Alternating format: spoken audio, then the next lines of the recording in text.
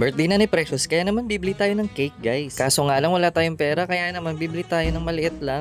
Hayaan nyo, pag yumaman tayo, bibili tayo ng napakalaking cake para kay Precious. Sana all. Pero ngayon tamang size lang kasi 4 lang naman kami. Ang bait nga yung tiga Red Ribbon kasi binigyan kami ng libreng mamon, guys.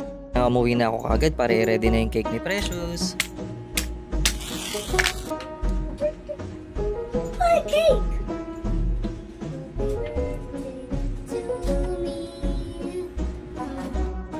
Whoa! Happy birthday, Precious, from Mom, Dad, and Boss LP. Amazing! Yay! Sing na, LP. 1, 2, wala pa.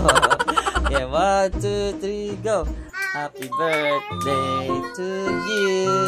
Happy birthday to you. Happy birthday, happy birthday. Happy birthday to you. Wish mo na, wish. Wow! Yay! Oh, matatapon na. Wait lang, meron pang gift si Daddy. Doon ka doon, turn around. Turn around ka, may gift pa si Daddy. Dito ka rin, Lupi. Dalawa kayong nag-gift eh, kahit birthday ni ate. Close your eyes. Ang gift ni Daddy. Tada! Ito pa yung isa. Tada! Ito lang ha. Harap ko ha. Ready, steady, turn around. Wow! Oh, patigil ako sa'yo. Oh, yan. Ididikit yan yung color. Yan. Ididikit yung color kay Kuromi.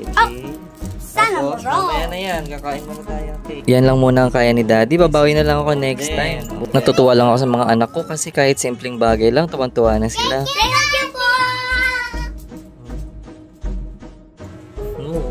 Sarap. Sarap yan. Sarap yan. Sarap. Yummy! Siyempre, kainin na kaagad ang cake at pagtapos nga kumain, sinubukan na kaagad nila yung regalo ni Daddy.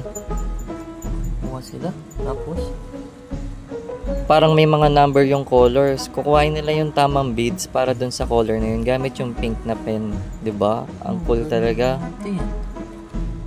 Ganda. Pati nga nagawa ni LP. Ang ganda. Wow! Yung sa'yo, Lord Precious. Lapit mo nga dito. Harap mo ka lagi. Wow, ang ganda rin kay Precious. Sino yan? Si Kuromi. Kuromi.